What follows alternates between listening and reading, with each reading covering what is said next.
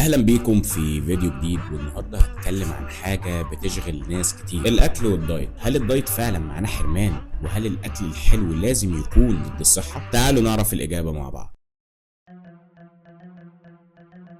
الدايت مش معناه انك تحرم نفسك من الاكل اللي انت بتحبه، بالعكس الدايت الصحي هو نظام متوازن بيشمل كل العناصر الغذائيه اللي جسمك بيحتاجها، ولكن بكميات مظبوطه. مش لازم تبطل كربوهيدرات او دهون خالص، لكن المهم جدا انك تختار الانواع الصحيه زي العيش البني بدل الابيض، وزي زيت الزيتون بدل السمنه.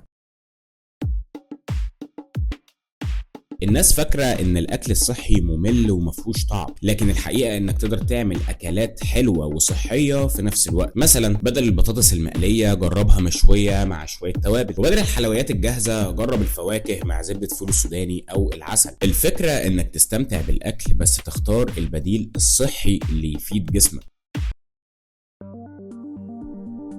قسم وجباتك على مدار اليوم عشان ده مهم جدا، عشان ما توصلش للجوع اللي يخليك تاكل اي حاجه قدامك. تاني حاجه، شرب الميه الكتير بيساعدك على انك تحس بالشبع، وكمان بيفيد جسمك. تالت حاجه، استخدم طبق صغير عشان تقلل الكميات من غير ما تحس انك محروم. أول سؤال: هل لازم أمنع السكريات خالص؟ الإجابة لأ، لكن حاول إنك تقلل منها أو تبدلها بسكريات صحية زي العسل أو الفواكه. السؤال التاني: هل ممكن أعمل دايت وآكل من بره؟ أيوه، بس اختار الحاجات المشوية والحاجات اللي معمولة بطريقة صحية. وفي النهاية الدايت مش عدو الأكل، هي مجرد طريقة تظبط بيها حياتك وتستمتع بالأكل من غير ضرر.